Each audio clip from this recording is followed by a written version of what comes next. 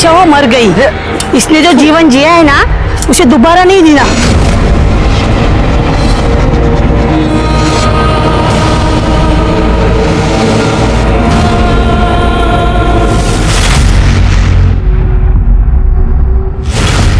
इंसान को जीते जी इज्जत मिले या ना मिले, लेकिन मरने के बाद उसके लाश को इज्जत जरूर मिलती है, फिर वो किसी जात का हो किसी धर्म का हो। रिजवाड़ा पुलिस स्टेशन में मेरी पोस्टिंग थी। उस वक्त एक औरत की मौत हो गई। मैंने देखा लोग उस पर थूक रहे हैं, उसको छड़ी से मार रहे हैं। ये उनकी नवरंगी प्रथा थी, नवरंगी प्रथा। इसमें एक आदमी एक औरत को खरीद के लाता है, उसका मालिक बनता है और उस पर शारीरिक और मानसिक अत्याचार करता है। इतना ही नहीं तो पैसों के लिए वो उसका सौदा भी करता है। ये प्रथा अपने सरकार ने गैर कानूनी मानकर बंद कर दी थी, लेकिन आज भी ये प्रथा कई जगह छुप छुप के चलती है। और आश्चर्य की बात तो ये है कि उस आदमी की पत्नी इस प्रथा को मान्यता देती।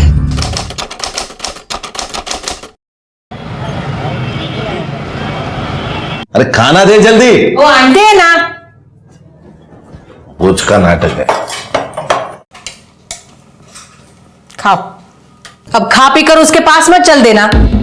तू रोज रोज जाता है ना, मुझे जरा भी पसंद नहीं है। शांति से खाने देगी क्या? तो खाना, मैंने कहा मना किया है।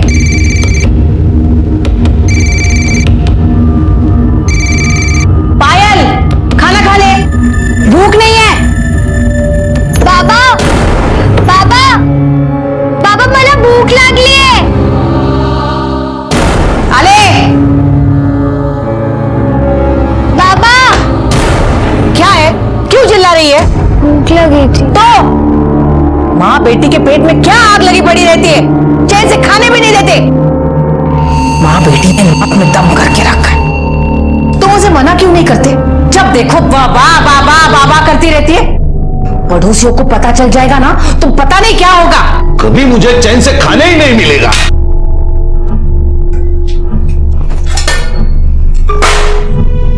माँ बेटी को खाना चाहिए, बस सबको खाना चाहिए। उठा, चल निकल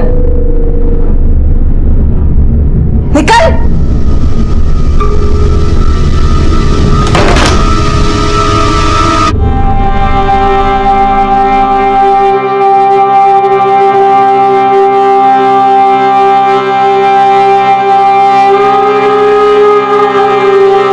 बहुत भूख लगी थी ना तुझे? आई, मुझे ना स्कूल में आधी छुट्टी के बाद ही भूख लग जाती है। तो काकी को बोल ना कि 2 वक्त का खाना तो दिया करे। तू ना कल से स्कूल में थोड़े से पैसे लेके जाना, तो वहीं पर कुछ खा लेना। आई, बाबा तुझे सिर्फ 400 रुपए देते हैं, उसमें से तुम मुझे क्या देगी? नहीं, मुझे अच्छा नहीं लगेगा। तू पढ़ लिख कर खूब बड़ी औरत बन जा, फिर सब ठीक हो जाएगा। हाँ काशी,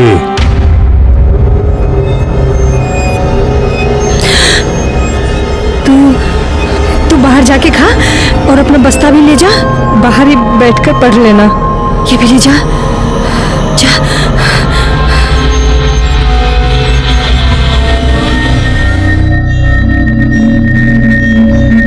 वृंदा,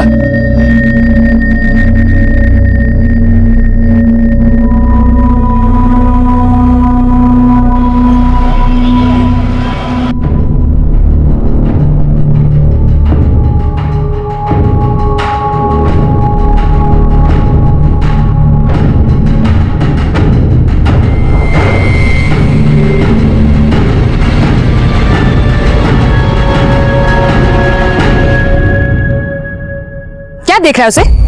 लट्टू बनकर उसके पीछे घूमता क्यों रहता है? मेरी परवाह तो है नहीं तुझे।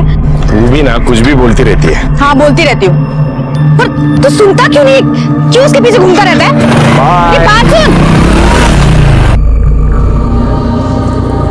गणपत बाबू आज रात्रि आ, आपका काम हो जाएगा।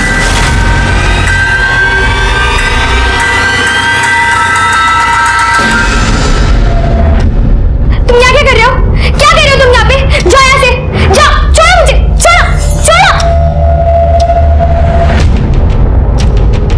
आई, देखो ना, ये मेरे साथ समझने करने की कोशिश कर रहा है। आई, देखो ना इसे। आई,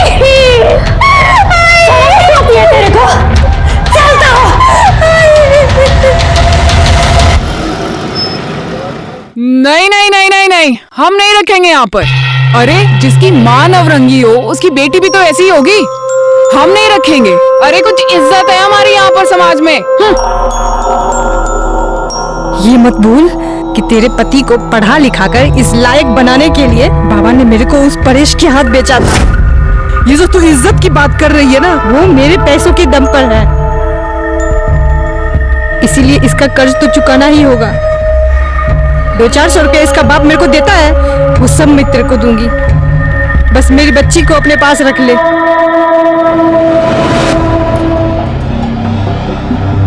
सुमन,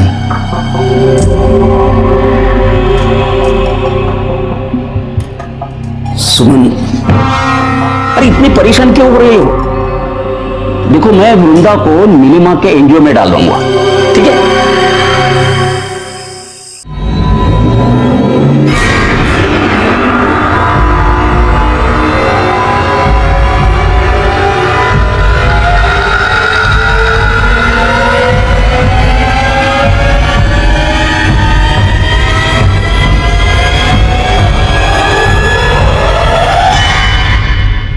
ये मेरी बहन की बेटी है वृंदा।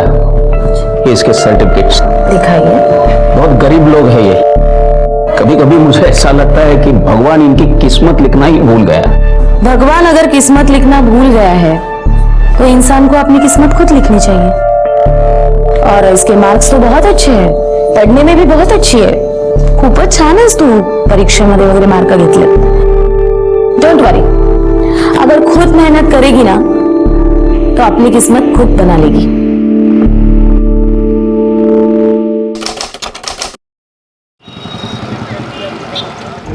आई तेरी बहुत याद आ रही है। तू गप्पो बस। हाँ, क्या है तेरा बार बार का?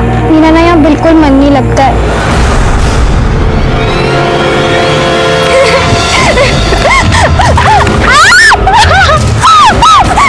नहीं, मुझे छोड़ दो प्लीज, मुझे मत मारो प्लीज, मुझे छोड़ दो। नहीं।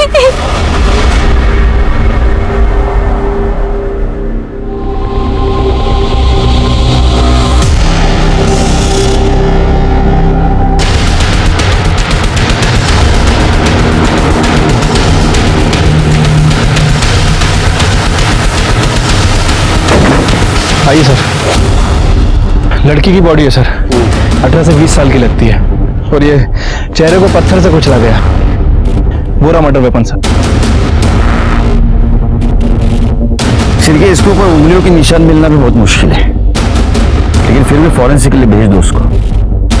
सर ये यहाँ से निकल रहा था, इसी ने हमें बताया बॉडी पड़ी। आसपास देखो कुछ मिलता है क्या? सर ये बैग मिला है। चेक करो इसमें क्या है। सर ये मोबाइल मिला है। उसको टेक्निकल टीम के पास भेज दो। Sir identity card. प्रकाश सामाजिक संस्था।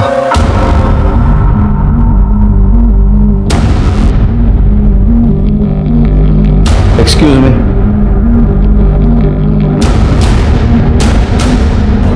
जी सर।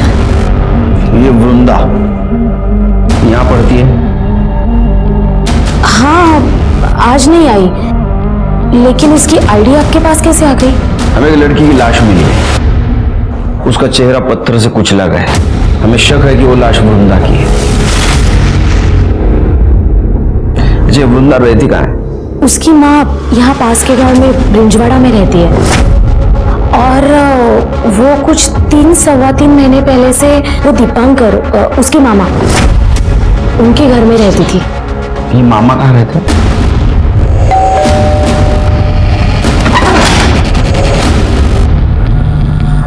आप लोग? तो आप है वृंदा के मामा दीपांकर? जी। वृंदा कहाँ है? वृंदा तो कल दोपहर को अपनी आई के पास गई है। क्या बात है? उसको जरा फोन लगा।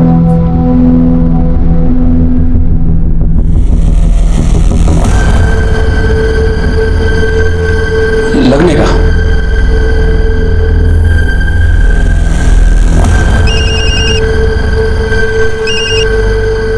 हेलो।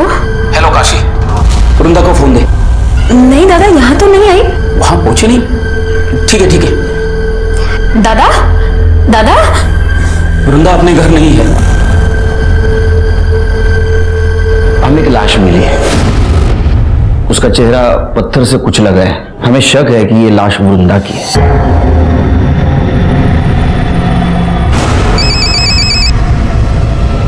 हाँ बोल काशी। दादा आपने फोन क्यों काटा? क्या हुआ? कहाँ गई वृंदा? काशी तू अभी इसी वक्त यहाँ चलिए। पहचान सकते हो? इसके हाथ पे कुछ लिखा हुआ है।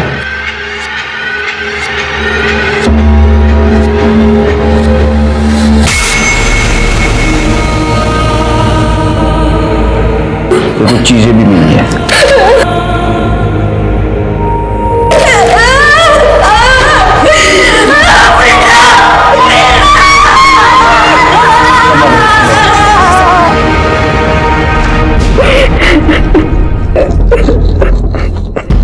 वो कल दोपहर में ही घर से निकल गई थी। कहाँ जा रही है? आई ने बुलाया, घर जा रही हूँ। गांव पास में ही था तो मुझे लगा कि वो चली जाए। तो आपने जानने की कोशिश नहीं की कि घर पहुंची या नहीं? काम के चक्कर में दिमाग से निकल गया। मुझे ज्यादा कुछ पता नहीं है, पर कुछ दिनों से वो बहुत परेशान लग रही थी। Page number 22-23, the 8th path. Vrinda, Vrinda, अरे कहाँ है नाम तुम्हारा? क्या कर रही है तू? क्या वृंदा, तू पहले ऐसे कभी नहीं करती थी। हाँ, पढ़ाई में ध्यान दे। क्यों परेशान थी वो? घर में कुछ पंगा था? नहीं नहीं इंस्पेक्टर साहब, शायद उसे अपनी माँ की याद आई होगी। नीलम जी, आज आप इसे अपने एनजीओ में लेके जाइए। एक मिनट, ये आपकी सगी बहन है ना? फिर इसको एनजीओ क्यों भेजना चाहते हैं आप? मेरी पत्नी के साथ इसका जमता नहीं। चल चल काशी, मेरी बच्ची।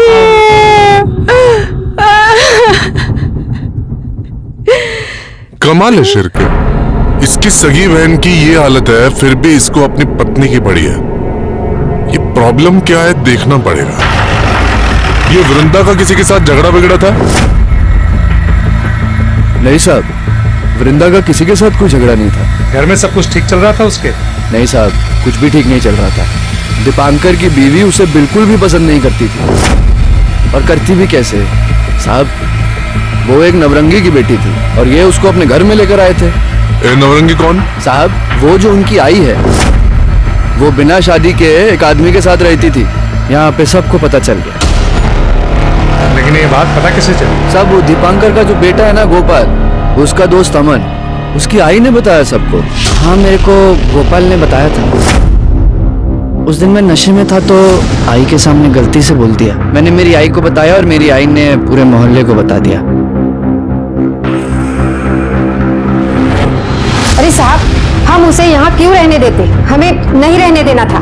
और वैसे भी सबको पता चला, तब से लड़के उसकी ताक में बैठे रहते थे। अरे ओ हीरोइन,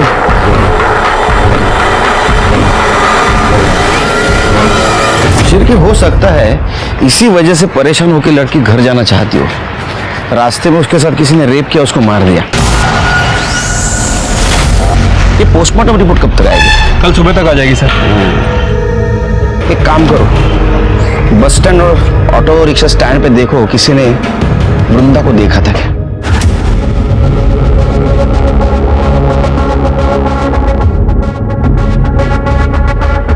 इस लड़की को देखा है आपने? हाँ साहब, इसको देखा है मैंने। कल 1 बजे के करीब बिजवाड़ा पर उतरी थी। अकेली थी या फिर किसी के साथ में थी? साहब, जब भी मैंने उसको देखा था तभी वो अकेली ही थी।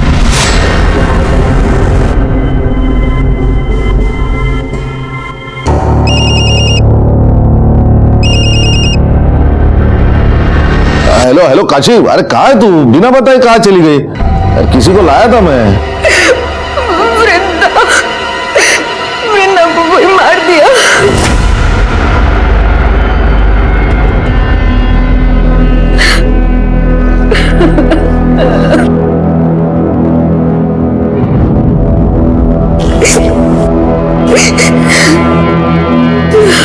वो कुछ खाना नहीं खा रही है। उनकी बेटी की मौत हुई है ना, बहुत दुखी है वो। इनकी जिंदगी तो मौत से भी भयानक होती है। अच्छा हुआ वृंदा मर गई। हाँ यस यस पहुंच लो, आपका पहुंच लो, जस्ट यस। हाँ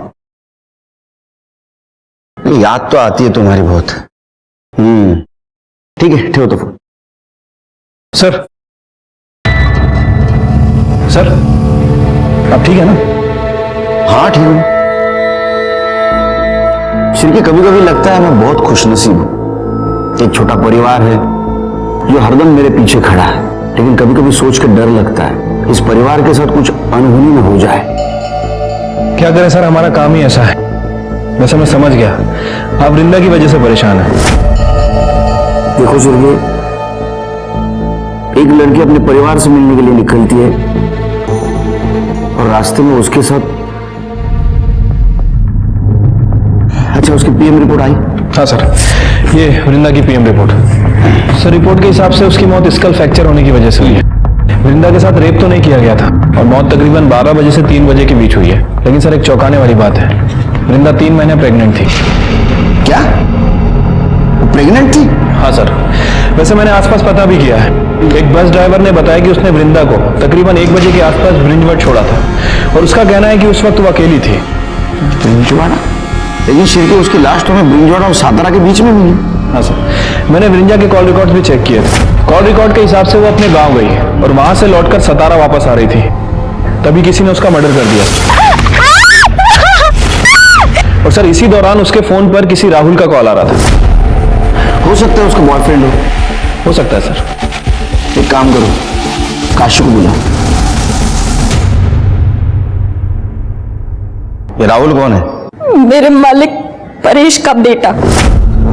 मालिक? लेकिन हमें तो पता चला है कि वो आपके खैर, आपको पता है ना ये नवरंगी प्रथा बंद हो चुकी है। आप उनके खिलाफ कंप्लेंट कर दो, उनको अंदर कर दूंगा मैं। नहीं साहब, मेरे नसीब में जो लिखा है वो तो होना ही है। आप मेरी बच्ची को न्याय दिला दीजिए। आपकी बच्ची गांव आई थी, आपकी बात हुई थी उससे? फोन आया था उसका। भाई मुझे बस तुझसे एक बार मिलना है। पर मैंने ही उसको आने से रोक दिया। आपने मना किया फिर भी उधर आई। वहां से वो सातारा की तरफ आई और सातारा से आते आते उसके साथ ये सब कुछ हुआ। मुझे लगता है कि उसके पेट में जिसका बच्चा था उसने उसको मारा है। नहीं साहब, मेरी बच्ची तो खुद ही बच्ची थी, माँ के साथ बन सकती। उसने आपको बताया नहीं था? नहीं साहब, आप ये क्या कह रहे हो? वो तो ठीक ठाक दिख रही थी। मुझे बताया था। एक 16 साल की लड़की मां बन रही थी। ये तो साफ था कि उसके साथ रेप हुआ है। तुम्हें पता था, तुमने घर वालों को क्यों नहीं बताई? उसने मुझे रोक दिया था सर। वो पहले अपने आई से बात करना चाहती थी। बच्चा किसका था? ये नहीं बताया उसने मुझे। राहुल राहुल राहुल का ही होगा। उसने मेरी बच्ची के साथ गंदी हरकत करने की कोशिश की थी। देखो ना,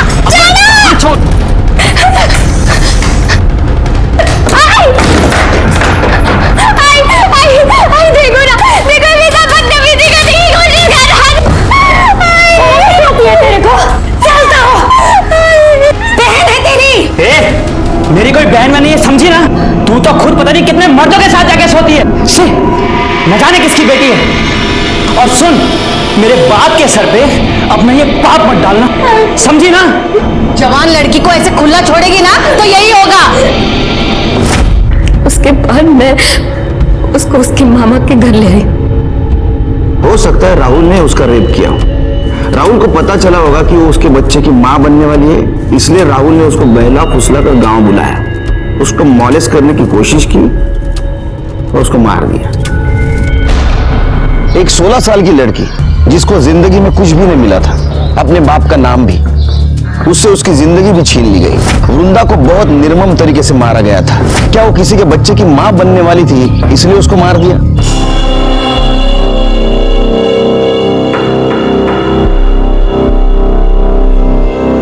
कधी येणार आहे ती? मैं क्या बोलूं, उसकी बेटी मरी है। तो अब क्या वही रहेगी वो? तुमने उसे पैसे देकर खरीद कर लाया है, देखो कहीं भाग भाग ना जाए। उसे बोलो ना कि तुम्हारे दोस्तों को जरूरत है उसकी, ऊपर के तो पैसे तो मिले मुझे। माझ्या आईशी जरा शांत रहा, आएगी, जरूर आएगी, थोड़ा धीरज तो रखो।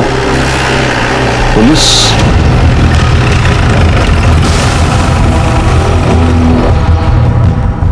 साहब, आप यहाँ? राहुल से बात करनी है। मैं ही राहुल हूं। क्या किया है मेरे बच्चे ने? उसने वृंदा का रेप करने की कोशिश की है।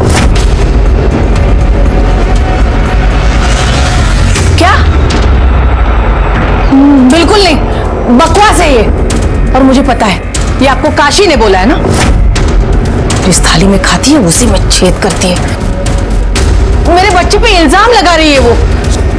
साहब, आप ये क्या कर रहे हैं? मेरे बच्चे ने कुछ नहीं किया है, सब गलतफहमी है। सही क्या है, गलत क्या है, आपने बोलने की जरूरत नहीं। अगर काशी ने आपके खिलाफ कंप्लेंट कर दी ना कि आपने उसको नवरंगी बना के रखा था, अभी अंदर कर दूंगा। हमें शक है इसने वृंदा के साथ रेप करने की कोशिश की, उसके पेट में इसका बच्चा था, इसलिए इसने उसको मार दिया। नहीं आई मैं तो घर पे था ना। हाँ। तेरा डीएनए करना पड़ेगा। सिरके पता करो आसपास वृंदा का किसी के साथ पंगा था क्या। चलो साहब छोड़ दो, बच्चे ने कुछ नहीं किया साहब। हमें नहीं पता वो नौरंगी है, हम तो उसे नौकरानी ही समझ रहे थे। एक दो बार गणपत भाव यहाँ आके तमाशा करके गए थे, तभी मुझे लगा कि कुछ तो पंगा है। अरे दरवाजा खोल, देखा दरवाजा खोल तो मैं दरवाजा तोड़ दूंगा। क्या है, तेरे को कुछ करने का है ना, तो अंदर चल। अरे छम्मो, मेरे को तू नहीं चाहिए, तेरी बेटी चाहिए, बेटी। खबरदार, हाँ, तू उधर खड़े खड़े अपनी जान भी दे देगा ना, तो भी मैं ऐसा होने नहीं दूंगी। काशे, काशे। अरे मुझे तो लगता था कि वो धंधा करती थी, गरीब है ना सर, तो पेट के लिए तो कुछ भी करेगी। वैसे गणपत कौन है? वो परेश की बीवी तुलसी है ना, उसी के गांव वाला है वो। तुलसी।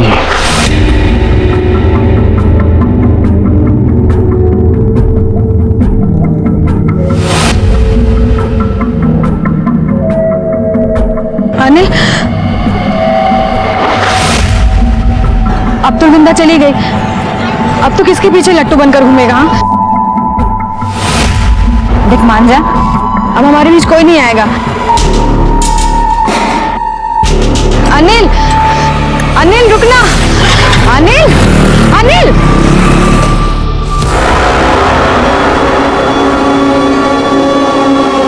चल निकल। लेकिन अरे छोड़ो। चल निकल मेरे घर से, चल निकल, निकल मेरे घर से। आस्तीन का सांप है तू।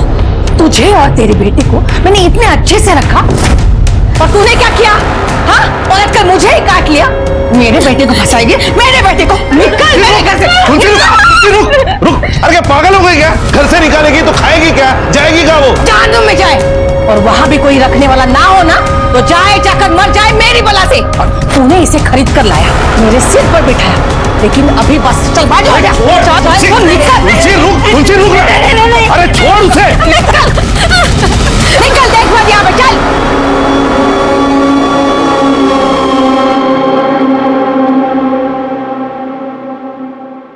ठीक है साहब, चाहिए शक्कर आया ना बराबर? हाँ साहब। सर, ये राहुल के फोन रिकॉर्ड। सर, इनके हिसाब से राहुल गांव में ही था। मैंने आसपास पूछताछ की है। ये तुलसी का एक करीबी रिश्तेदार है, गणपत। पता चला है कि वो वृंदा में काफी इंटरेस्टेड था। बुलाओ उसको। ऐसा नहीं साहब कि मैं वृंदा के पीछे ही पड़ गया था, परेश ने मुझे मना किया तो मान गया था मैं। साला मेरा पैसा ले लिया तूने और लौटाने का नाम नहीं ले रहा है। 1 महीने का टाइम देता हूं तेरे को, लेकिन 1 महीने तक मैं ब्याज वसूल करता रहूंगा। मेरे को तेरे घर की नौरंगी चाहिए।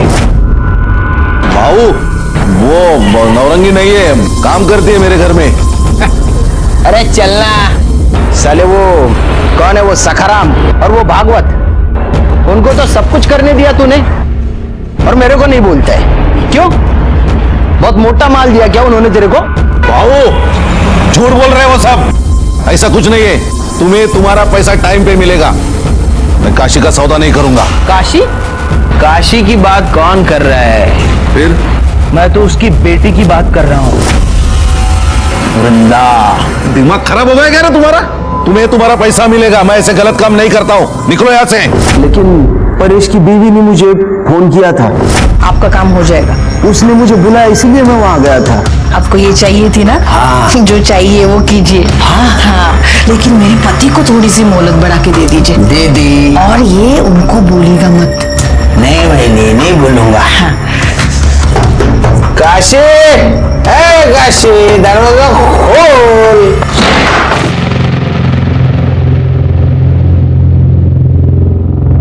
वृंदा आ जा बेटा, चल मेरे साथ आ जा।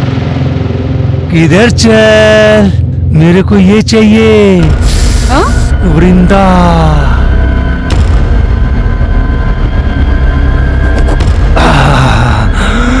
मेरी बेटी इस काम के लिए नहीं है, समझ नहीं आता तेरे को? पहले बता दिया कर। हट। मेरे को ये चाहिए। गणपत बाबू, मैं क्या बोल रही हूँ, मेरी बात सुनिए आप। हम बाद में चाहिए मतलब चाहिए मेरे को। अरे अरे अरे, मुझे तो लगता है शिर्के इसने रेप किया होगा। जब इसको पता चला इसके बच्चे की माँ बनने वाली है, इसने उसको मार दिया। अरे नहीं नहीं साहब, मैंने तो उसको छुआ भी नहीं। आप रेप की बात कर रहे हो, मैं कुछ कर ही नहीं पाया। कितना कमीना है रे तू। हाँ शिर्के, इसका डीएनए करो, तब पता चलेगा इसने कुछ किया है नहीं किया है। साहब मैंने सच्ची कुछ नहीं किया, नहीं किया कुछ भी। तो आपने काशी का सौदा किया? हाँ, तो उसमें क्या हुआ? मतलब मेरे पति भी तो भेजते थे उसे अपने दोस्तों के पास जब उन्हें कोई काम आता था। तेरे को शर्म नहीं आई? हाँ? प्रथा के नाम पे एक औरत और बच्ची का शोषण करते हुए। माफ करो साहब, लेकिन सदियों से चलता आ रहा है, प्रथा है ये। मैंने कौन सी नई बात कर दी? प्रथा थी, इसको बंद किया गया था, लेकिन तेरे जैसे कुछ लालची लोगों ने पैसों के लिए इसको फिर से शुरू कर दिया। शर्म नहीं आती? कैसा है ना साहब, हर औरत अपनी किस्मत लेके आती। मेरी किस्मत अच्छी थी, मैं बीवी बन गई। वो अभागी थी, नवरंगी बन गई। कमाल है, एक औरत होकर दूसरे औरत के बारे में आपके मन में कोई भावना नहीं है। आपकी वजह से काशी और उसके बेटी को जानवर की जिंदगी जीनी पड़ी।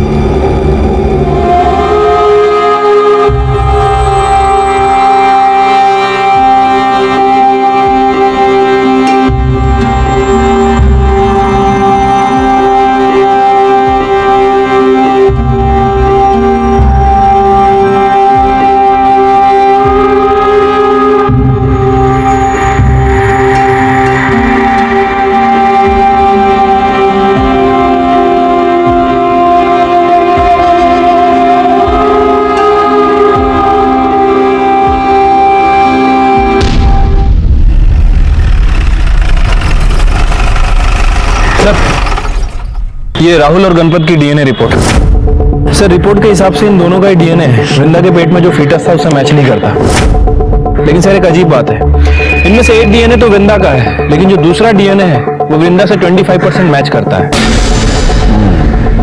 इसका मतलब वृंदा के साथ जिसने गलत काम किया है उसके ब्लड रिलेशन में था। या तो वो परेश की तरफ से हो सकता है या तो काशी की तरफ से। नेशनल क्राइम रिकॉर्ड ब्यूरो 2013 के एनुअल रिपोर्ट के हिसाब से 2012 में लगभग 24,923 रेप केसेस हुए, जिसमें से 24,470 केसेस में विक्टिम अपराधी को जानता था, अपराधी विक्टिम को जानता था।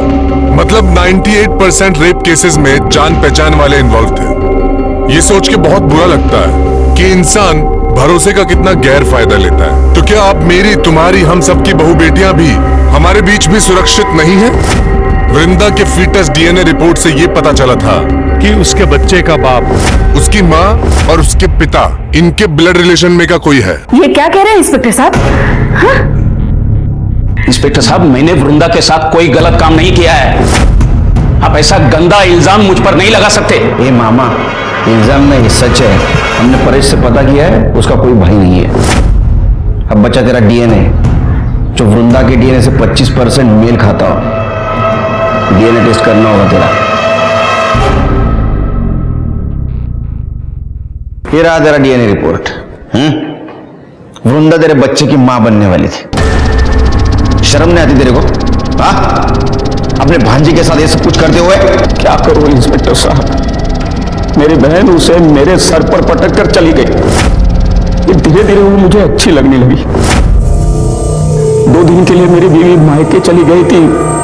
उस वक्त मैंने उसके साथ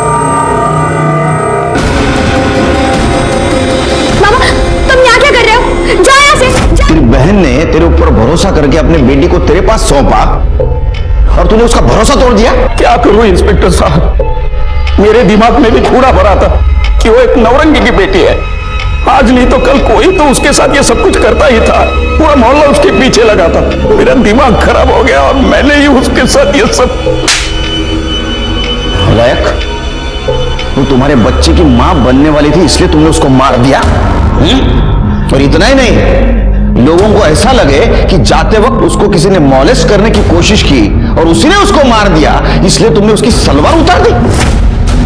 नहीं इंस्पेक्टर साहब, मैंने मेरे भांजी के साथ गलत काम किया, लेकिन मैंने उसे नहीं मारा। करड़े, इसकी खाल उधेड़ दो। सच बोलना चाहिए ये। मैं सच कर रहा हूं इंस्पेक्टर साहब। इंस्पेक्टर साहब सुनिए ना, इंस्पेक्टर बोलेगा ही बोलेगा। क्या लगता है सर?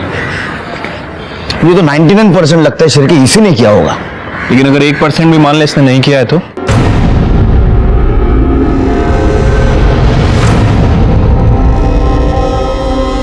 अनिल, प्यार करती हूँ तुझसे। ये देख सबूत, अपनी खून से लिखा है।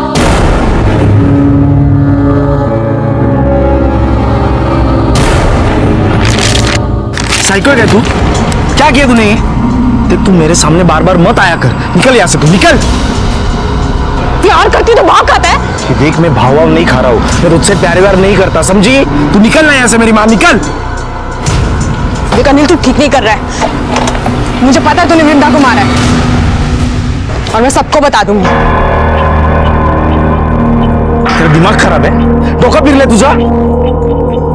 देख मैंने किसी को नहीं मारा है, लेकिन ये सब नाटक तू करती रहेगी ना तो एक दिन पक्का मार दूंगा मैं तुझे, समझी? पागल कहेगी। दोबारा दिखना मत मुझे वापस। अनिल!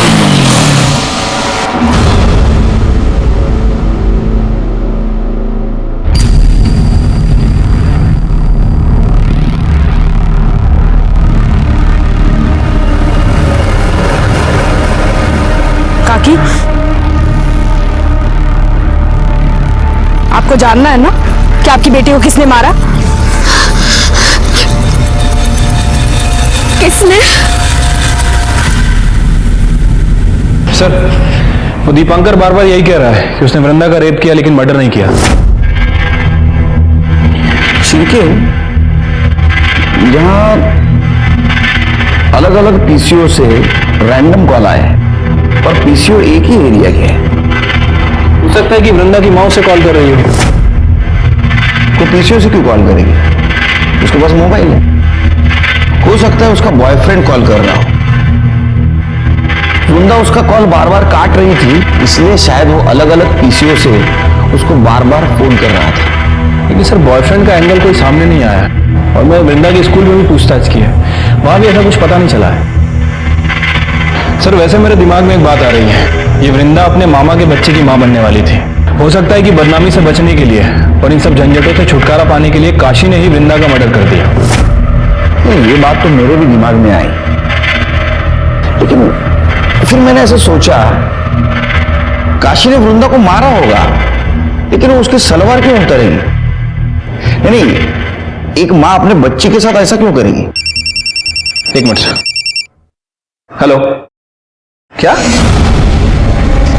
अच्छा वो मर गई, इसलिए जो जीवन जिया है ना उसे दोबारा नहीं जीना।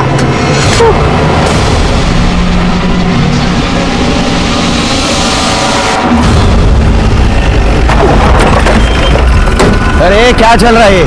चलो चलो पीछे, चलो पीछे। क्या कर रहे हो तुम लोग? उसको इज्जत नहीं दी, कम से कम उसके बॉडी के साथ तो मत करो ऐसा। ये सब कुछ तुम्हारे सामने हो रहा है, तुम चुप बैठे हो। सर ये इन गांव वालों की प्रथा है, इसीलिए मैंने आपको फोन किया था। प्रथा? हमारी भी एक प्रथा है, जब कोई ऐसा कॉम्प्लिकेटेड केस होता है ना, हम हमारे पुलिस स्टेशन में ट्रांसफर करवा लेते हैं। ठीक है, चलो केस आपल्याकडे घ्या।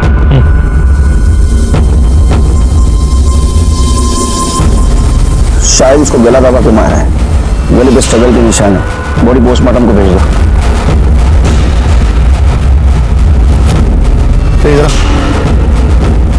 तुम कहाँ थे ये सब कुछ हुआ तो? बाहर था मैं, अभी अभी आया। अरे बाहर कहाँ? पूना।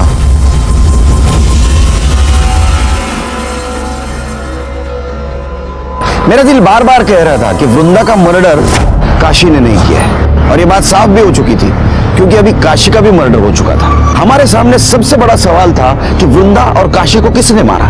सर मैंने वृंदा की कॉल लिस्ट चेक की, उसमें एक ऐसा नंबर है वो पीसीओ के आसपास रहता है और वो किसी अनिल का है।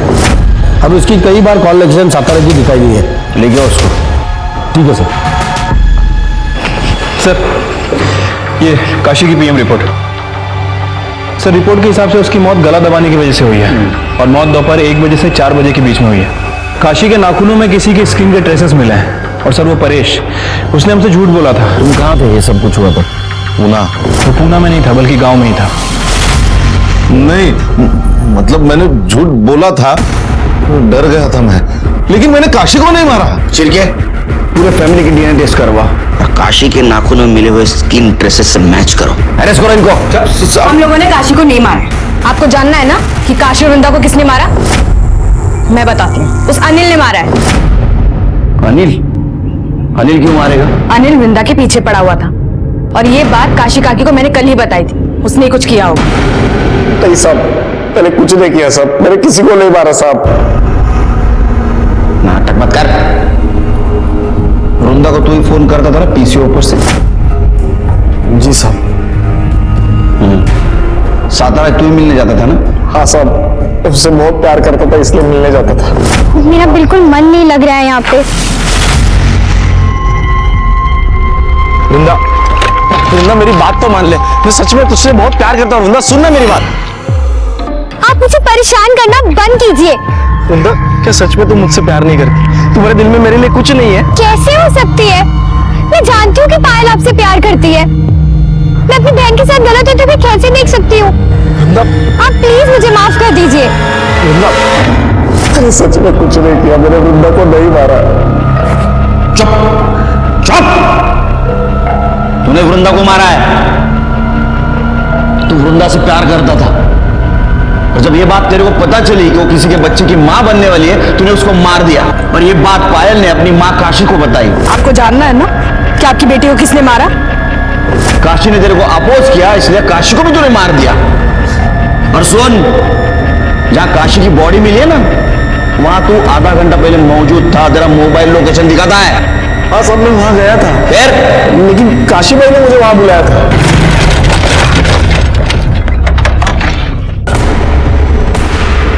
काशी काशी काशी भाई,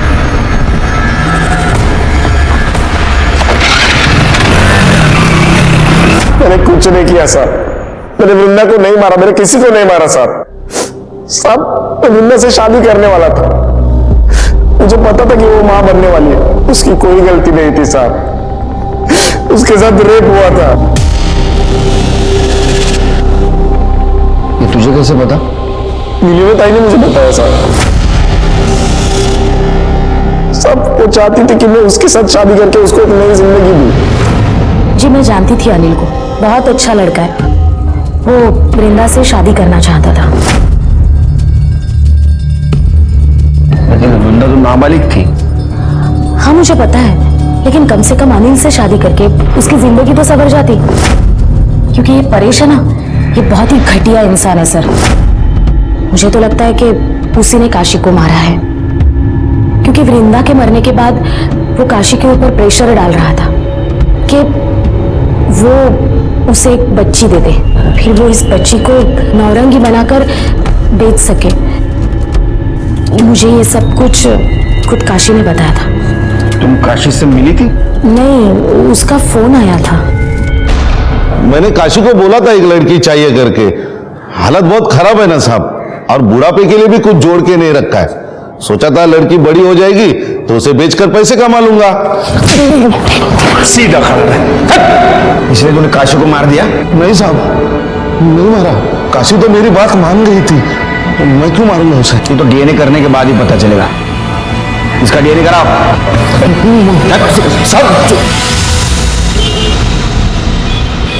सर, काशी के नाखून में जो स्क्रीन के ट्रेसेस मिले हैं वो ना तो तुलसी से मैच करते और ना ही राहुल से। फिर खून किसने किया?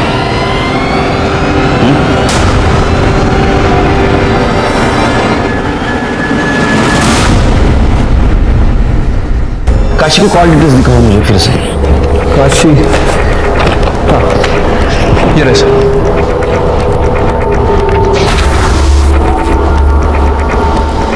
क्या हो sir? 8:30। Neelima ji. Yes sir. आपने बताया परेश काशी से बच्चा चाहता था। जी सर, बताया तो था। तो काशी ने आपको फोन करके बताया था या मिल के बताया था? नहीं, उसका फोन आया था।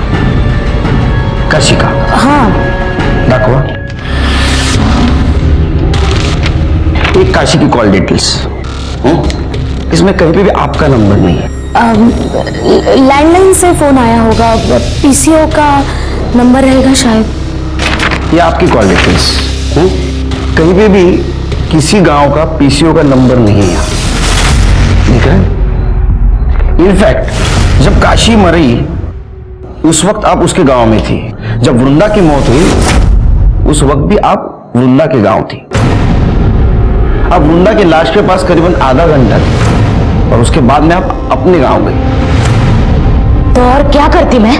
मेरी अपनी बेटी को अगवा करके बेच दिया गया था, और जब वो मुझे मिली तो उसे नौरंगी बना दिया गया था। गंदी सी बीमारी में वो घुट घुट के मरी है। वही सब मैं वृंदा के साथ होने देती, उसके होने वाली बच्चे के साथ भी होने देती? नहीं। जब मुझे पता चला कि वृंदा मां बनने वाली है तो मैंने उसे समझाया था। छोड़िए मेरा हाथ। यहाँ क्यों लेके आई आप मुझे? समझाने। अनिल से शादी कर ले, तू समझना, तेरे बच्चे को वो नाम देगा। उससे शादी कैसे कर सकती हूँ? पायल उससे प्यार करती है और मैं इस बच्चे को पालूंगी। पालेगी? अरे तुम लोगों को ना समझा के भी कुछ फायदा नहीं है। एक के बाद एक सब लोग ना तुम नारंगी पैदा ही करने वाले हो। फिर तुमने उसकी सलवार उतारी ताकि पुलिस को लगे रास्ते में उसको किसी ने मॉलेस्ट करने की कोशिश की और उसको मार दिया। और तुमने काशी को भी इसलिए मारा। अनिल ने मुझे फोन करके बोला था कि पायल ने काशी को बताया कि अनिल ने वृंदा को मारा है। अनिल बहुत डर गया था। फिर मैं काशी के पीछे उसके गांव चली गई। अनिल ने मेरी बच्ची को मार डाला। वो तो तेरी लड़की से शादी करना चाहता था। ये सब तो परेश ने किया होगा। नहीं, परेश ने नहीं किया। बात करिए। वो तो उसको बेचना चाहता था। बेचना? उसको तो अभी भी मेरे से एक बच्ची चाहिए थी। तो कब बोलेगा कैसा? तू अभी क्या अभी मेरे साथ चल और पुलिस में कंप्लेंट कर दे। चल। नहीं, मैं नहीं जा सकती। क्यों? मुझे भी तो बच्चा चाहिए। तू क्या नौरंगी बनाने के लिए लड़की पैदा करेगी? नौरंगी नहीं, पर जीवन जीने के लिए सहारा तो चाहिए ना। मैं कैसे जिएगी? अगर किसी के बिना जी नहीं सकती ना तो तू मर जा। तुम लोगों को जरा भी तरस नहीं आता इस बच्चों पर? इतनी गंदी सी घटिया सी जिंदगी देते इन बच्चों को। हाँ, इनको तो मर जाना ही चाहिए। उनको सजा देने का अधिकार तुमको किसने दिया? तुमने गलत काम किया है, तुमको सजा जरूर मिलेगी। नीलिमा को काशी और उसकी बेटी वृंदा के कत्ल में सजा हुई। काशी और वृंदा का प्रथा के नाम पर शोषण हो रहा था और इसी में दोनों की मौत हो गई। क्या यह हमारे समाज के लिए दस्तक नहीं थी कि जब तक प्रथा और मान्यता के नाम पर हमारे समाज में रहने वाली महिलाओं का शोषण होता रहेगा तब तक हम हमारे समाज के औरतों पर होने वाले अपराध पर अंकुश नहीं लगा पाएंगे। देखते हैं हमारे आज के एपिसोड की दूसरी कहानी।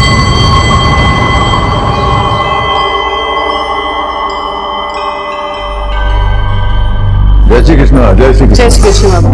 Hello hello hello.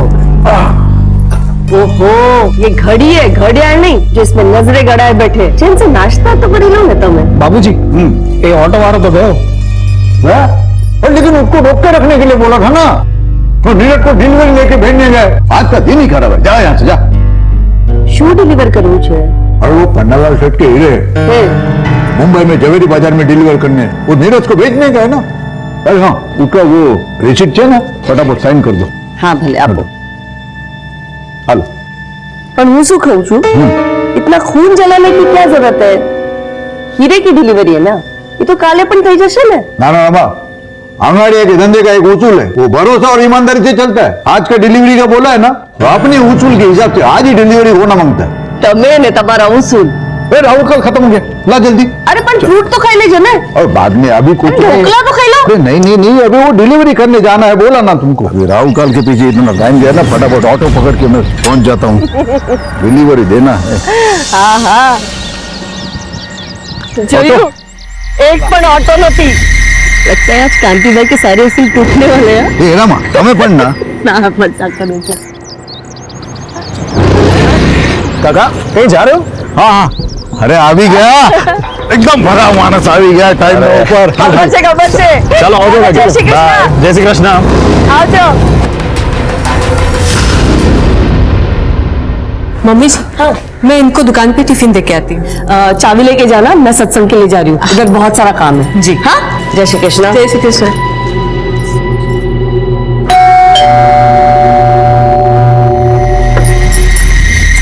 अरे हेतल, जय श्री कृष्ण। मम्मी जी, कितनी देर लगा दी तूने? मम्मी जी मैं तो पहले ही आ गई थी, बस बाबूजी के जाने का इंतजार कर रहे थे। सब छोड़, डॉक्टर ने क्या बोला? माँ जी डॉक्टर ने कुछ और टेस्ट कराने के लिए बोला है, थोड़े और पैसे लगेंगे। ठीक है जो करीब 5000। अले थैंक यू मम्मी जी। पागल। बस बस बस, बहुत बहुत धन्यवाद। भले भले, चलो आओ जाओ काका, મળીએ। हेलो, पहुंची गया? हाँ पहुंची गया। हाँ नीरज हमें निकली जैसे 2 वागे की ट्रेन से। जय कृष्ण हार्दिक। जय श्री कृष्ण। जय कृष्ण। जय श्री कृष्ण।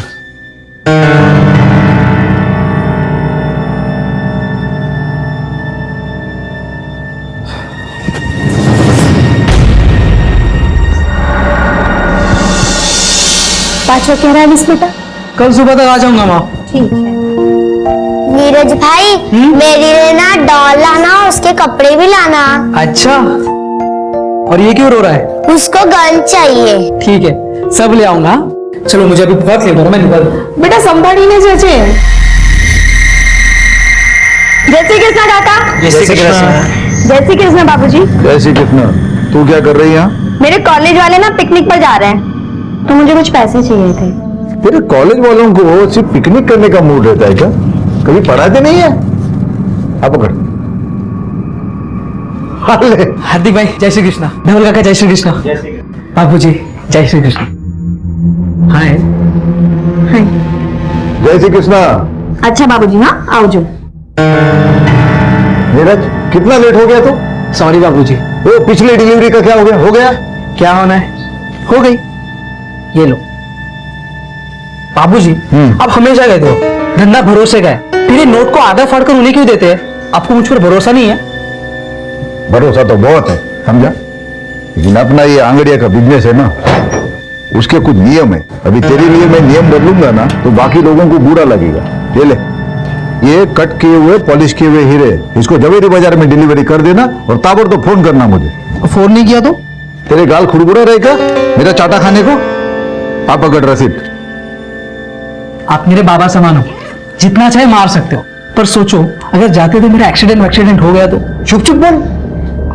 देख, मेरे पास 3 लोग हैं, धवल भाई, हार्दिक और तू, जिनके ऊपर आग बंद करके विश्वास करता हूं मैं। ये अपना आंगड़िया का धंधा जो है ना, ये बाएं हाथ में क्या है दाएं हाथ को मालूम नहीं पड़ता।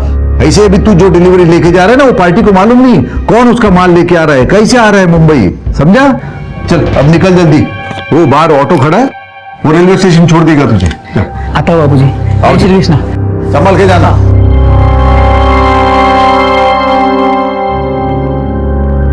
काका सूरज स्टेशन लेके चलो। हाँ ठीक से। एक काम करो, ट्रेन के लिए बहुत टाइम है। हाँ आप नवागम लेके चलो। अच्छा ठीक से। हाँ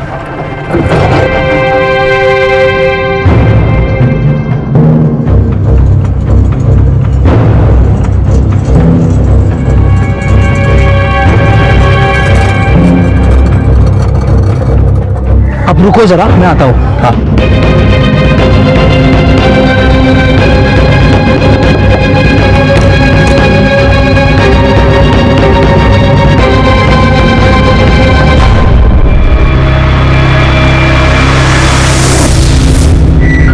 भैया सूरज स्टेशन है।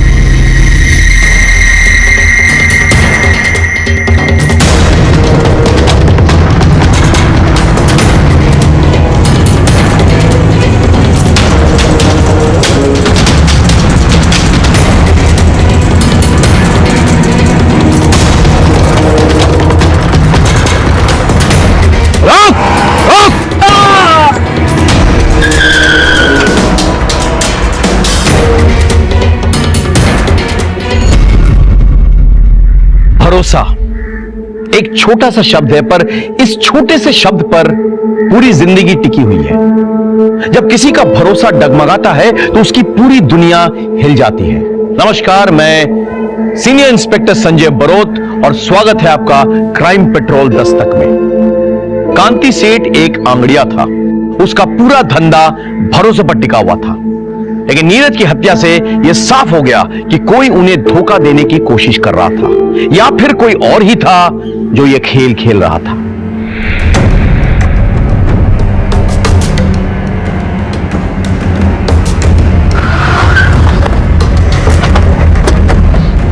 सर, 2 गोली मारी गई है।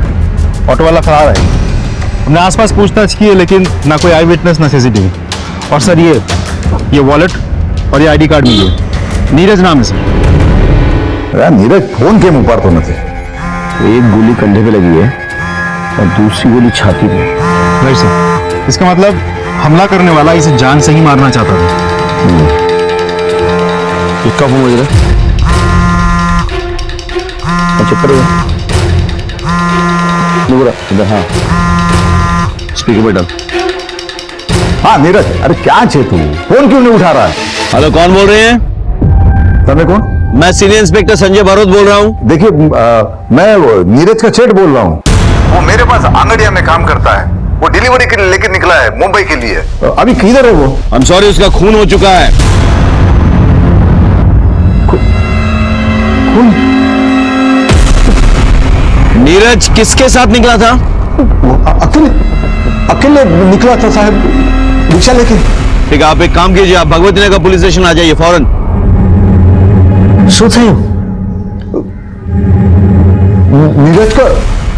नीरज का किसी ने खून कर दिया।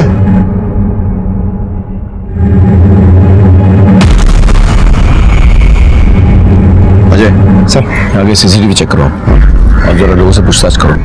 और इस ऑटो का जो रजिस्ट्रेशन नंबर है ना, उसके डिटेल्स निकालो, पता करो इसका मालिक कौन है और चलाने वाला कौन है। सर चलो। पांड्या देखो आसपास। सर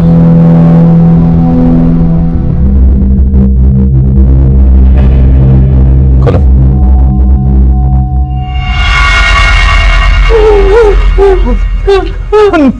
नीरज नीरज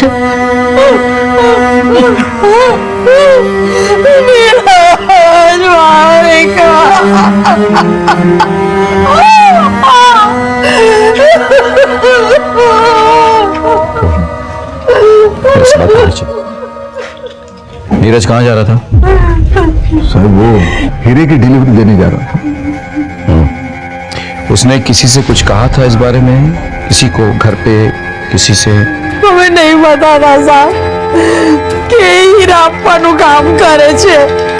हमें तो ऐसा ही पता था कि वो एक कुरियर कंपनी में काम कर रहा है। आज इनकी वजह से और इनके धंधे की वजह से हमारा छोकरा का जीव गया। अब चलिए उनसे, आइए। लूट और मर्डर का मामला लगता है। किस किस को पता था कि नीरज के पास हीरे हैं? बीजू तो મારા બે ખાસ આદમી છે, ધવલ અને હાર્દિક, અને મારી પત્ની રમા. ગાડિયાનો બિઝનેસ છે वो तो उसी के नाम से चलता है, तो उसको तो सब पता रहता है। और कोई नहीं।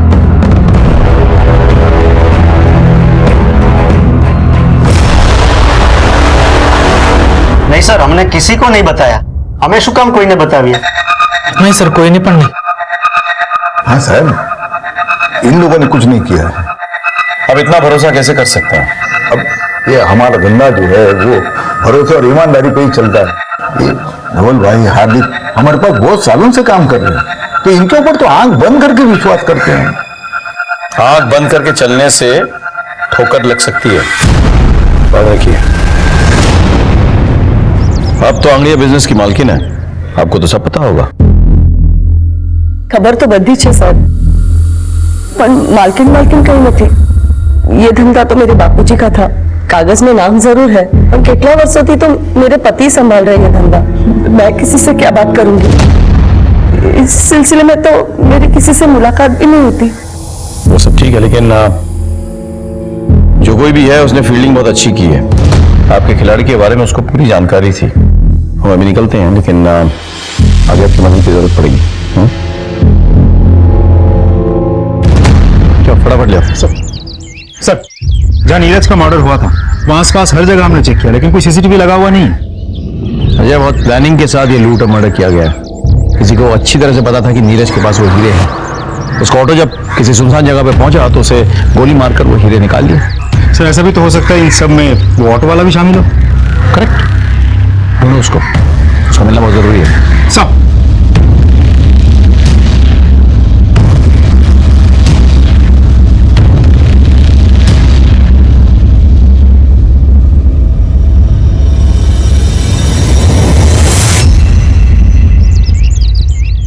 ऐसे पैसे का क्या मोल जो किसी की जान नहीं बचा सकता। हमें बस इसके बाद आप अंगड़िया का धंधा नहीं करेंगे। શું વાત કરો છો रमा? अंगड़िया मेरे लिए सिर्फ काम नहीं है, ये विरासत है। तो याद है ना, तुम्हारे पिताजी ने मरते वक्त मेरे से कसम ली थी कि उनके धंधे को मैं ईमानदारी से बढ़ाऊंगा। वो बढ़ाया मैंने। अरे पर थोड़ा बातें जाननी जोखिम कर सो तब आपका एक भी बेटा इस काम को आगे नहीं बढ़ाने वाला। बेटे नहीं आने वाले तो अब हमारी शू गलती है? मैंने कोशिश की थी बड़े बेटे को धंधे में लाने की। क्या किया उसने? गपला किया, नाम खराब किया मेरा। आस्तीन का साथ निकला वो। पर હું મારા નાના દીકરાને આ ધંધામાં नहीं लाવીશ। ये धंधा मेरे नाम पे है ना, तो धीरे धीरे ये धंधा मैं धवल और हार्दिक को सौंप दूंगी। पर इस धंधे की मनुष्यत मैं इस घर में नहीं आने दूंगी। मेरे को मेरा पैसा चाहिए। मारा हीरो ने सुन। अरे मेरे 25 लाख का क्या होगा? शर्म नहीं आती 15 लाख से पैसा मांगते हुए? तुम्हारे हीरो के चक्कर में मेरा आदमी मारा गया। मेरे को मेरा पैसा चाहिए किसी भी तरह से, नहीं तो उसके बाद में जो होगा मेरी कोई जवाबदारी नहीं होगी।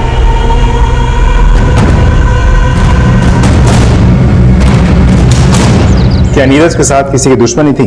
कोई अफेयर? साहब, ये सवाल आप मुझसे क्यों पूछ रहे हो? सकता है किसी का उससे कोई झगड़ा हो गया हो और वो असल में नीरज को मारने आया हो, और मारने के बाद उसे लूट की शक्ल दे दी। मेरे बच्चे के पास तो ये घर को संभालने और अपने छोटे भाई बहन को संभालने के बाद समय ही कहाँ बचता था।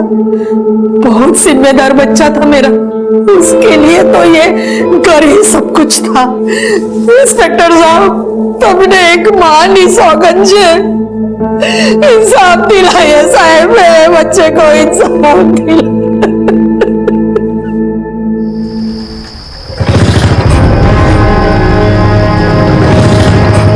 कौन है तुम लोग? ये क्या कर रहे हो?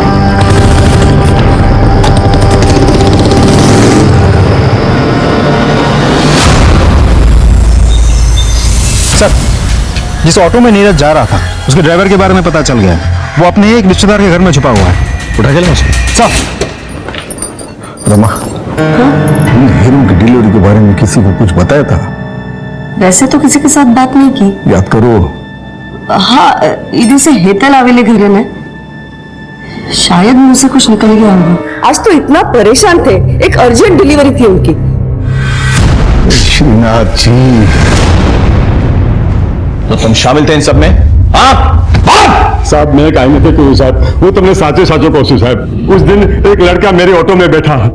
काका सूरज स्टेशन लेके चलो। लेकिन ट्रेन थोड़ा लेट था ना, तो बोला मेरे को दूसरे के घर पे जाना है, उधर मेरे को छोड़ो। एक काम करो, ट्रेन के लिए बहुत टाइम है, आप नवागाम लेके चलो। तो मैं तो उधर छोड़ा उसको, 15-20 मिनट में उसकी राह देखा, फिर वो आया, बोलता अभी मेरे सूरत स्टेशन ले चल। भैया सूरज स्टेशन लेना। फिर हम लोग रास्ते में आ रहे थे ना, तो किसी ने उसको मार दिया। किसके घर छोड़ा था तुमने उसे?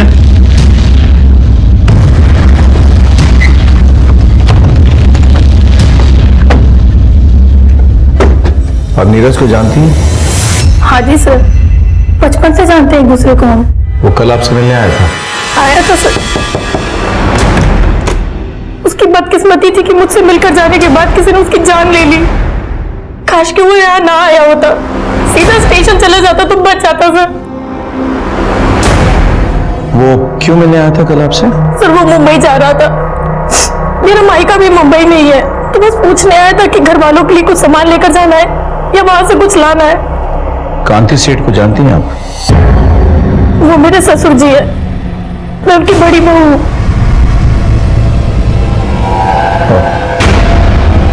ठीक है हम चलते हैं, कांति सेठ से मिलकर आते चलो। हेतलની વાત एकदम साची है साहब। नीरज अपने परिवार के साथ हेतल के पड़ोस में रहता था, उन दोनों में एकदम भाई बहन का रिश्ता था। तो आप कह रहे हैं कि हेतल का इन सब से कोई लेना देना नहीं है? साहब ऐसा नहीं है, हो भी सकता है। कैसे? हेतल का पति मेरा बेटा कल्पेश है। आप अपने बड़े बेटे कल्पेश पर खून का इल्जाम लगा रहे हैं, कोई खास वजह? सुखी तू? पापा मैं सारा कैश लेकर जा रहा था और रास्ते में मुझे गुंडे ने पकड़ लिया, मैंने बहु मारी पापा, और सारा पैसा भी लेकर गया वो। और मुझे तो कल्पेश की बात पे बिल्कुल विश्वास नहीं था, और फिर एक दिन मैंने उसको जुआ खेलते हुए पकड़ा।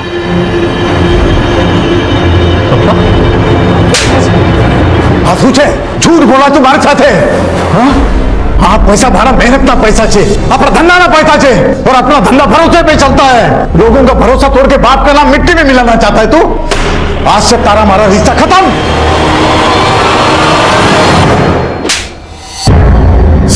सर मैंने नहीं खबर सर, मैं मानता हूँ मेरे से एक बार गलती हुई है और उसकी सजा आज तक भुगत रहा हूँ सर, लेकिन वो साचो को इस बार मैंने कुछ नहीं किया सर। सच बोल सर, मैं सच बोल। इन मानिए देख अगर सब सच बोले, मैंने कुछ नहीं किया साहब, मैं झूठा समानो सर, बेहोश हो गई। सर प्लीज हॉस्पिटल चल सर।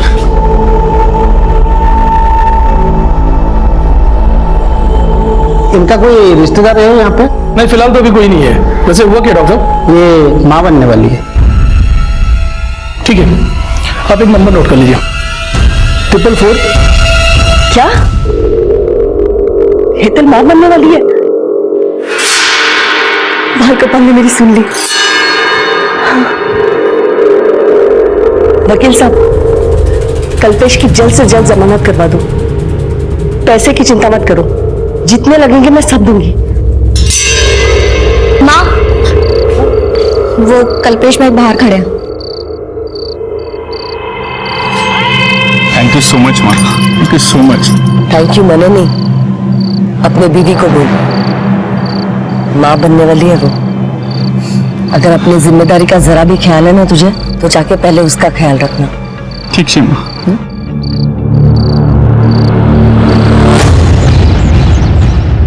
सर फॉरेंसिक डिपार्टमेंट ने आपको नीरज मर्डर केस की डिटेल्स मेल की है, मेल चेक कीजिए सर।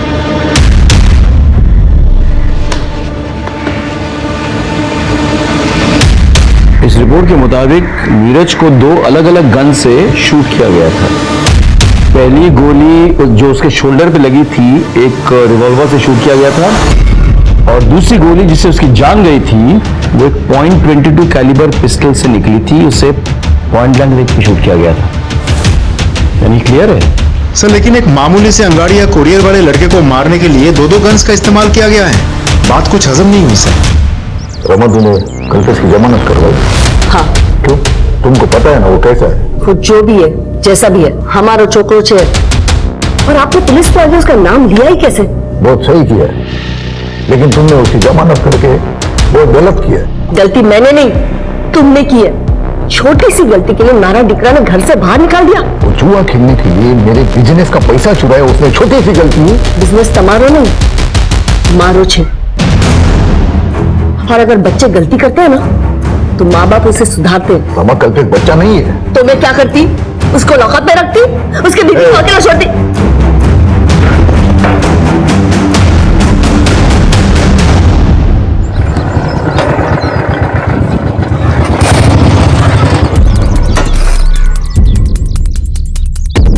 क्या सेठ, क्या समझा था? अपने बाप का पैसा हजम कर जाएगा? पन्नालाल सेठ का पैसा वापस कर। तेरी बेटी का दुपट्टा, अभी तो ये दुपट्टा उतारा है। अगर पन्नालाल सेठ का पैसा वापस नहीं दिया ना तो अगली बार कुर्ता उतारूंगा, समझा?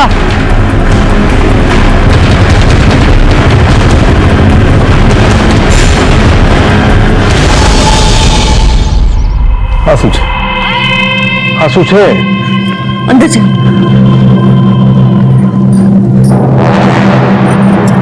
उसे कौचू, उसको सारे पैसे दे दो ना, झंझट खत्म हो जाएगी।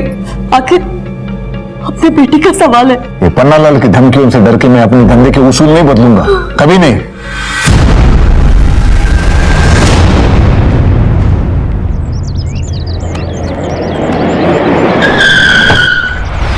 क्या कर रहे हो? छोड़ो छोड़ो छोड़ो छोड़ो छोड़ो मुझे। दया, तुम जरा पता करो कि हाल फिलहाल एक रिवॉल्वर और एक .22 कैलिबर पिस्टल किसने खरीदी। हो जाएगा साहब, चलता हूं। आपको क्या लगता है सर? मेरे थ्योरी के हिसाब से एक वो नौसिखिया जिसने उसके कंधे पे गोली चलाई और दूसरा प्रोफेशनल जिसने पॉइंट ब्लैंक रेंज में उसकी छाती पे गोली लगाई। लेकिन क्यों? तुम्हें क्राइम सीन याद है सर? नीरज की बॉडी, उसकी शर्ट के बटन्स किस तरह से खुले हुए थे? ऐसे कमीज के अंदर ही आंगड़ियां अपने कीमती सामान छुपाते हैं, यानी किसी को पता चल गया। लेकिन साथ ही साथ तुमको याद होगा उसका वॉलेट निकला हुआ था, किस तरह से उल्टा पड़ा हुआ था, यानी कि किसी ने उसके पॉकेट्स और वॉलेट भी टटोले थे। मतलब पहले कोई नौसिखिया और फिर प्रोफेशनल आदमी। करेक्ट। लेकिन सोचने की बात यह है कि ऐसी सीक्रेट बात एक नौसिखिया और एक प्रोफेशनल दोनों को पता चल गया था। कैसे?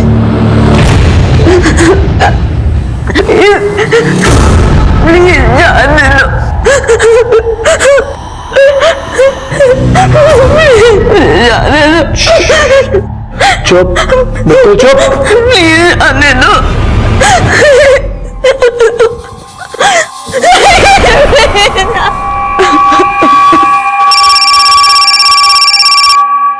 सुगंधी सेठ, तेरे क्या लगा?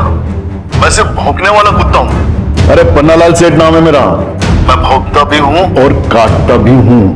अगर तूने मेरे पैसे नहीं दिए ना तो ये सिर्फ ट्रेलर था, मैं तुझे पूरा पिक्चर बना के दूंगा, समझा क्या? हेलो हेलो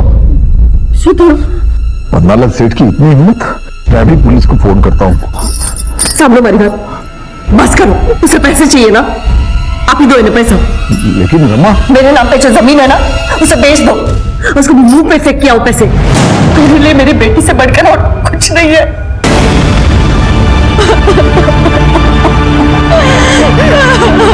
अक्सर लड़कियों के साथ हुए मोलेस्टेशन, छेड़खानी, यहां तक कि बलात्कार जैसे संगीन अपराध में भी लोग पुलिस तक नहीं आते। यह सरासर गलत है। अगर पुलिस को अपराध के बारे में पता नहीं चलेगा तो वो अपराधियों तक कैसे पहुंचेंगे, कैसे उन्हें सजा दिलवाएंगे? कांति सेठ और रमाबेन ने भी पारुल के मोलेस्टेशन के बारे में पुलिस को नहीं बताया। उधर नीरज के मर्डर केस में किसी के खिलाफ हमें कोई सबूत नहीं मिल रहा था। हम इन्हीं चीजों में उलझे हुए थे कि अचानक कुछ ऐसा घटा जिसने इस केस की दिशा पलट दी।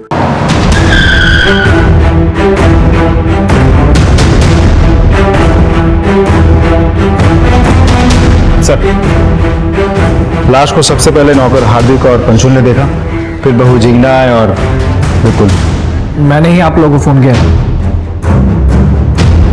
पूरी जगह को देखकर ऐसा लग रहा है जैसे किसी ने कुछ भी टच तक नहीं किया है।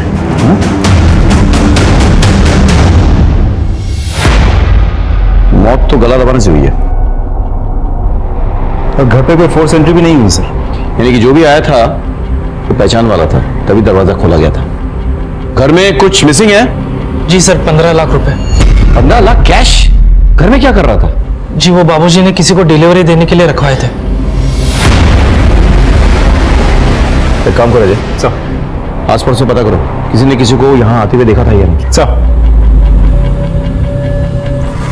आपने कुछ सुना? जी नहीं, दोपहर में तो यहाँ पे सन्नाटा छा रहा था। कई लोग सत्संग में चले जाते हैं और बाकी बच्चे लोग सोए रहते हैं। आपने लड़ाई झगड़ा या कोई चीखने की आवाज सुनी? नहीं साहब, हमने कोई आवाज नहीं सुनी। ठीक सर, हम दोपहर को यहाँ आए थे रमाबेन के साथ सत्संग में जाने के लिए, लेकिन दरवाजा लॉक था तो हमें लगा कि वो सत्संग में होगी, इसलिए हमें जता रहा। पारुल कहाँ है? बाबूजी और पारुल अहमदाबाद गए हैं। एक बात बताइए, ये हार्दिक और पंशुल पे आपको कोई संदेह है? मतलब ये दोनों भी तो मर्डर कर सकते हैं ना? नहीं साहब, आप बंदे तो भरोसा ना मानसो छे। भरोसे वाला हाथ ही सबसे पहले पीठ में छुरा भोगता है। अजय इन दोनों को थाने ले आओ और पोस्टमार्टम के बाद बॉडी सौंप दो फैमिली को। साहब गांधी सेठ कल देर रात तक ऑफिस में ही थे। ये राहु काल शुरू होता ना इटला माटे, पर फिर आज मुंबई में 15 लाख रुपए भिजवाने थे तो पैसा लेकर सेठ घर पे चले गए क्योंकि दुकान में नहीं रख सकते ना, और हम भी साथ में थे साहब। मामा 15 लाख से कबाड़ में रख देना और तुम लोग कल दोपहर के बाद आ जाना। कल सुबह मैं अहमदाबाद जा रहा हूँ डिलीवरी के लिए, तो शाम तक लौटूंगा। कल 11 से 3 बजे तक राहु काल है, तो उसके बाद आ जाना और ये कैश लेके जाना। जी बाबूजी। ठीक है बाबूजी। जय श्री कृष्ण। जय श्री कृष्ण। और फिर हम जब 3:15 बजे घर पहुंचे तो तुम दोनों के मुताबिक कांति से अपनी बेटी पारू को लेकर अहमदाबाद गए डिलीवरी के लिए। हाँ, अबे ये अंगड़िया कब से अपनी बेटी को लेकर जाने लगा डिलीवरी के लिए, बताना। तो ये बोल रही है? नहीं सर, कहीं नहीं। एक मिनट खड़े हो जा, बैठ। मुझे चेक करो जरा। खड़े हो जा, खड़े हो।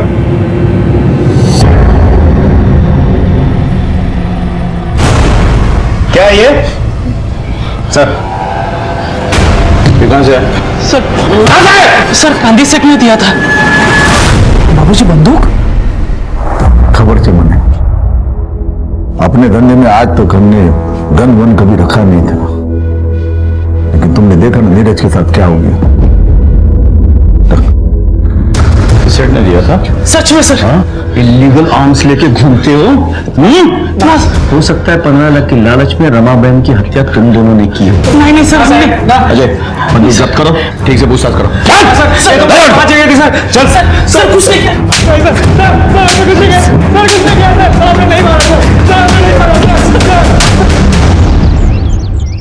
सर डोंट वरी, मैं करवा दूंगा।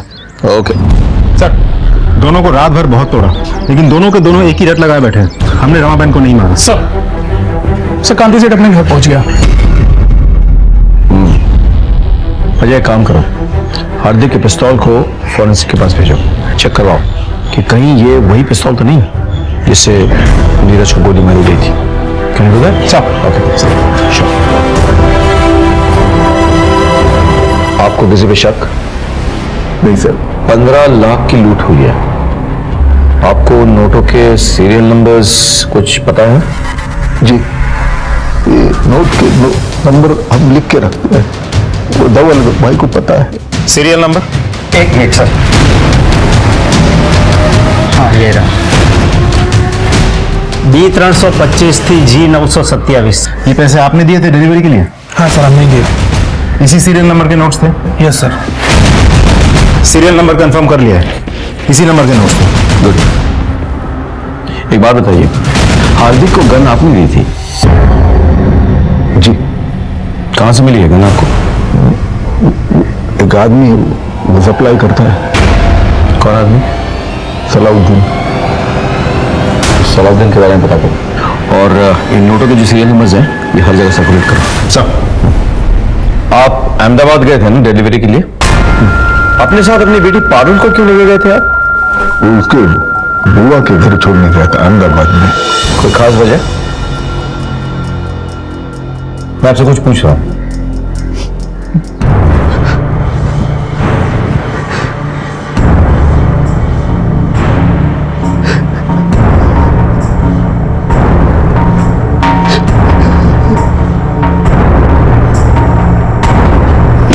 नहीं साहब, साहब नहीं साहब। बस बस बस बस इधर निकाल। वो कांति सेठ मेरा पैसा नहीं दे रहा था साहब, तो वो तो डरावा माटे थोड़ा। उसके बाद तूने रमाबेन को मार डाला? नहीं साहब नहीं, मैंने रमाबेन को नहीं मारा साहब। मारा तूने? नहीं मारा। इसकी इतनी धुलाई करो कि इसके मन का मैल धुल जाए। बस नहीं साहब, नहीं छोड़ दो साहब। सर हमने सलाउद्दीन के अड्डे पर छापा मारा, लेकिन वो फरार है। अड्डे पर कोई नहीं मिला सर।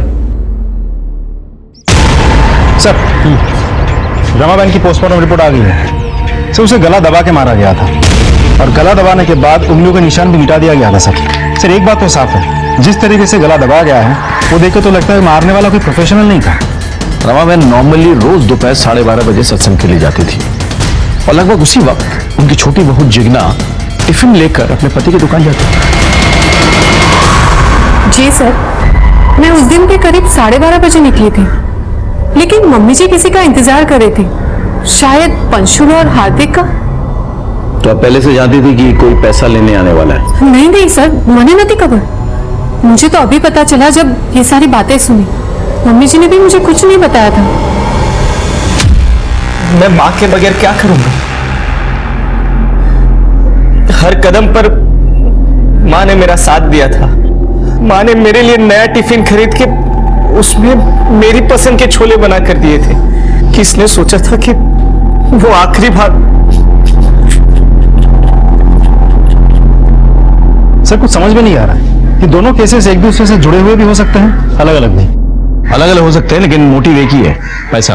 पहले वाले केस में भी एक किलर नॉन प्रोफेशनल था और दूसरे में भी। तुमने घर वालों को ट्रैक किया है ना? ट्रैक किया सर, लेकिन कुछ सस्पिशियस नहीं मिला, सब कुछ नॉर्मल है।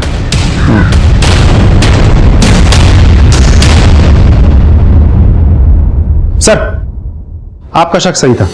हार्दिक के पास से हमें जो गन बरामद हुई थी उसी गन से पॉइंट ब्लैंक रेंज से नीरज को मारा गया था और ये वही गोली थी जिससे नीरज की मौत हुई थी। जाके उठाकर लेकर आओ दोनों को सर। गन दोनों कांति ने दी थी ना? हाँ साहब, पर आगन तो मैंने नीरज की हत्या के बाद खरीदी थी। सलाउद्दीन तो फरार है, पुष्टि कौन करेगा? क्यों खरीदी थी ये गन? और वो नीरज की हत्या के बाद वो मन में डर बैठ गया था, इसलिए। ठीक है, अभी आप जा सकते हैं, लेकिन हम आप पे नजर रखेंगे। भागने की कोशिश मत कीजिएगा। जी सर।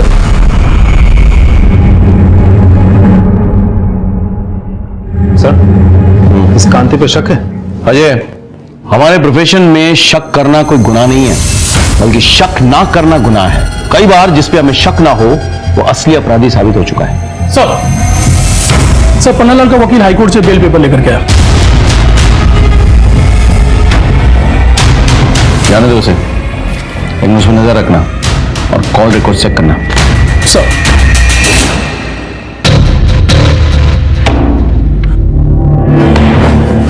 क्या भाई कल्पेश, आज तो बहुत पैसे आ गए तेरे पास। नहीं सर। लेके चलो इसको।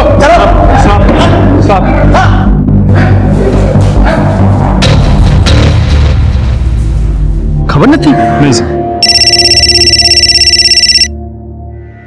हाँ बोलो। सर हमने एक जुए के अड्डे पर छापा मारा। यहाँ पर हमें उसी सीरीज के नोट्स मिले हैं जो कांति सेठ के घर से गायब हुए थे। सारे जुआरी पकड़े गए? Yes sir. सबको उठा के ले आओ और अड्डे के मालिक को भी ले आओ। ठीक है सर।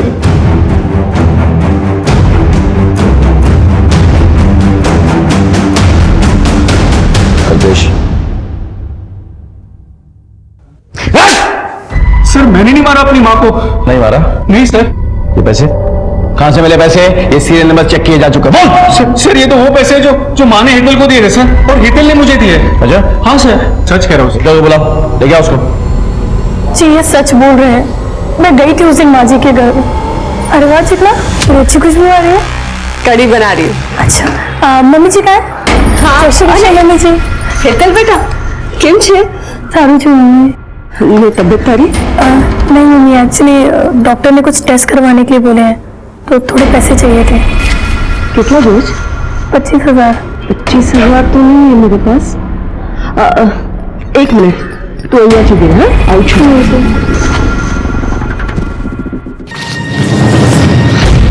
25,000। थैंक यू मम्मी जी। तेरे बापूजी ने 15 लाख रखवाए थे मेरे पास डिलीवरी के लिए, उसमें से निकाल के दे रही हूँ। पर मम्मी जी बापूजी को पता चला तो? अब मैं सत्संग जा रही हूँ ना, तो आती वक्त एटीएम से निकाल दूंगी और रख दूंगी इसमें। और वो पैसे लेके मैं वहां से चली गई। ये बात तुमने हमें पहले क्यों नहीं बताया? मैं डर गई थी सर, मुझे लगा कहीं आप लोग मुझ पर और मेरे पति पर ही शक न करने लगे। झूठ बोल के तुमने हमारा शक और गहरा कर दिया है। अब मैं बताता हूँ तुमने क्या किया और कैसे किया। घर में 15 लाख कैश है, ये तुमने अपने लालची पति को बताया। फिर इसने तुम्हारे साथ मिलकर अपनी माँ की हत्या कर डाली और वो सारे पैसे हड़प लिए। नहीं सर, मैं सच बोल रही हूँ, वो पैसे मुझे माँ जी नहीं दिए थे, हमने कुछ नहीं किया है। प्लीज सर विश्वास कीजिए। सच और झूठ का तो पता चल जाएगा। जाओ जाके इनके घर की चेकिंग करो, देखो सारा पैसा जुए में खर्च कर दिया या कुछ कैश बाकी है। जाओ।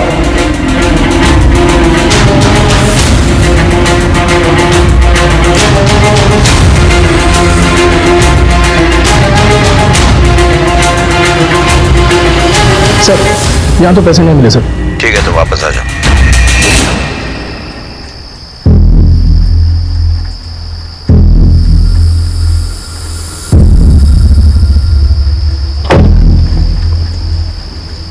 हेलो सलाउद्दीन भाई, हाँ તમારું પૈસો हिसाब साफ થઈ ગયો। ठीक। ए भाई लो पुलिस पकड़ो से।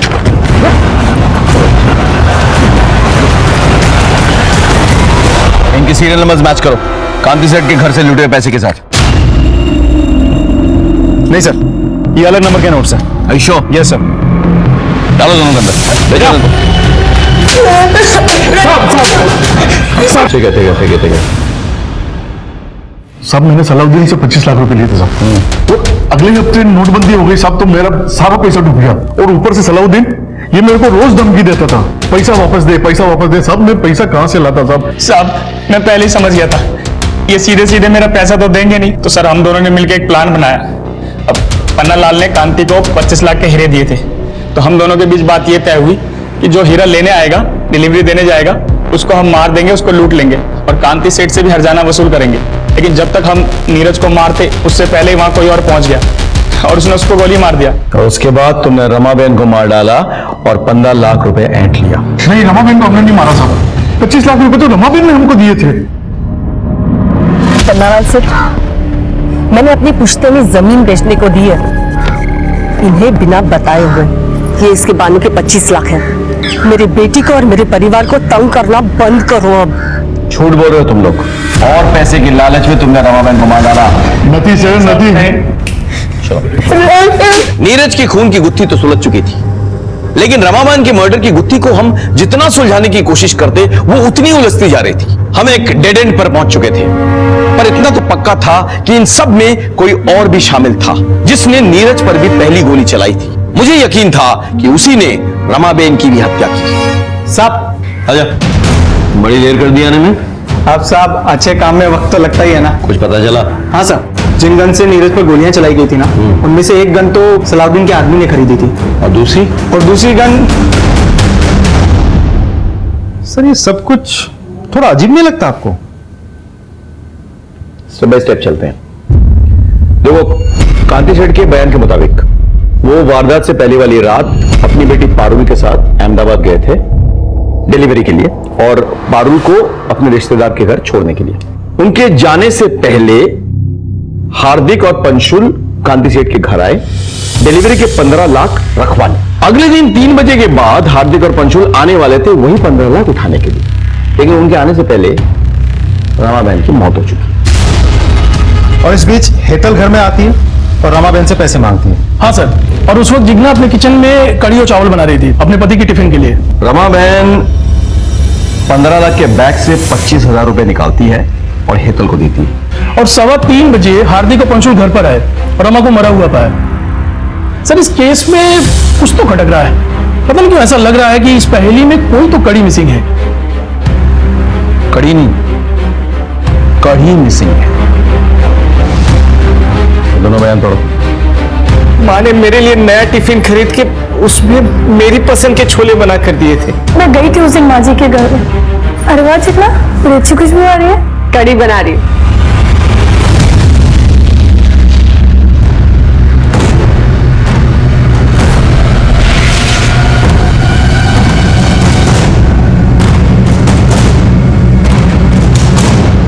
अपने आप सब कुछ उगलोगे या पुलिस वाला तरीका अपनाएं? मम्मी जी हर दोपहर को सत्संग के लिए चली जाती थी, तो विपुल को लंच देके जब मैं वापस घर आती थी तो कमलेश को भी बुला लेती थी। हम एक दूसरे से प्यार करने लगे थे, भागना चाहते थे एक साथ, पर हमें पैसे चाहिए थे। मैंने मम्मी जी को बाबूजी के साथ हीरो की डिलीवरी के बारे में बात करते सुन लिया था। मैंने कमलेश को बताया। और सर, मैंने प्लान बनाया कि मैं उस आदमी को बीच रास्ते में लूट लूंगा। उसके लिए मैंने एक बंदूक का भी तामझाम किया था। और रमाबेन को क्यों मारा? मैंने कुछ नहीं किया सर, कसम से।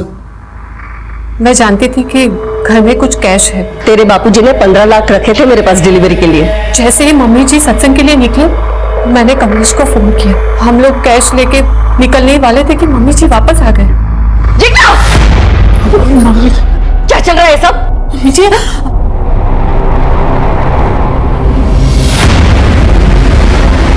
तुम दोनों ने पैसे चोरी किए? इसका मतलब उस दिन तुमने मेरी सारी बातें सुन ली थी ना? नीरज डिलीवरी लेने जवानों से? मम्मी जी, तुम दोनों ने मिलकर नीरज को मार डाला? तुम दोनों ने हीरे चोरी ली? अभी पुलिस को फोन कर दियो। मम्मी जी, ऐसा कुछ नहीं है। बस, सब देख लिया मैंने। ना बड़ा धोखा, छोड़ूंगी नहीं तुम दोनों को। रमाबेन, जय श्री कृष्ण रमाबेन। क्या सत्संग में नहीं चलना है?